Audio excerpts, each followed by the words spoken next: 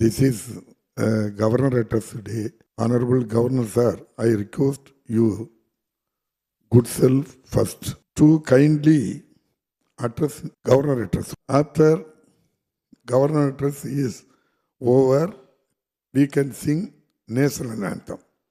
I will request you, please follow the procedure which was followed hitherto. I humbly request you, please don't change the customs followed in this assembly. Please.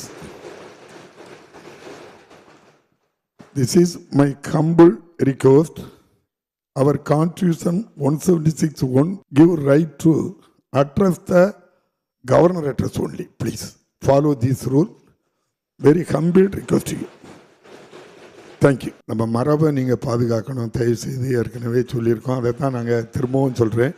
Please don't change customs followed our assembly procedure. Please, you are the governor.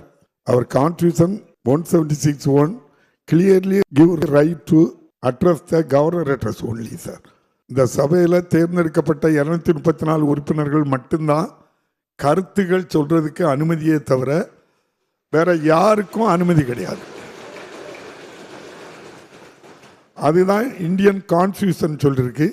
அதைத்தான் நம்முடைய மாண்புமிகு ஆளுநர் அவர்களும் கடைபிடிக்க வேண்டும். அவர்களுக்கு கருத்து சொல்வதற்கு எந்த உரிமையும் கிடையாது.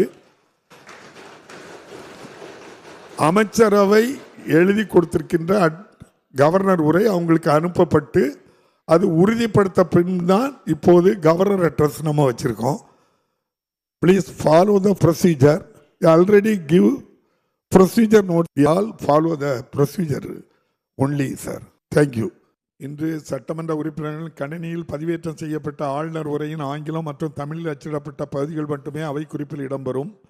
வேறு எவையும் அவை குறிப்பில் இடம்பெறாது என்பதையும், அதுபோல் பத்திரிகைகளும் ஊடகங்களும் அச்சிடப்பட்ட ஆங்கிலம் மற்றும் தமிழ் வழி உரையை தவிர வேறு எந்த செய்திகளையும் சட்டமன்றத்தில் நடைபெற்றதாக வெளியிடக்கூடாது என்பதையும் பேரவையின் அனுமதியுடன் தெரிவித்துக் கொள்கிறேன்.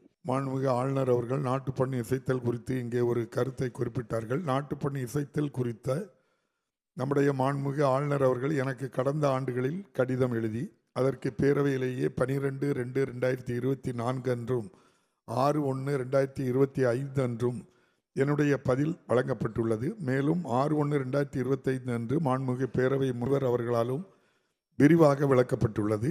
இந்த பிரச்சனை ஏற்கனவே தீர்க்கப்பட்டு விட்டது.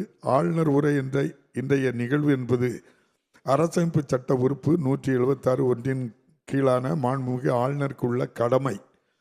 அந்த கடமையை நிறைவேற்ற இன்றைக்கு மாண்புமிகு ஆளுநர் அவர்கள் இப்போதைக்கு வருகை தந்துள்ளார்கள். இப்பேரவை எப்போதும் மரபுகளை மதித்து பின்பற்றி வருகின்றது. அந்த வகையில் மாண்புமிகு ஆளுநர் உரையின் தொடக்கத்திற்கு முன்பு தமிழ்தாய் வாழ்த்தும் இந்நிகழ்வுக்கு பின்னர் நாட்டுப்பண் பாடப்பட்டு வருகிற நடைமுறையே தொடரும் என்பதை மாண்புமிகு உறுப்பினர்களுக்கு தெரிவித்துக் கொள்கிறேன்.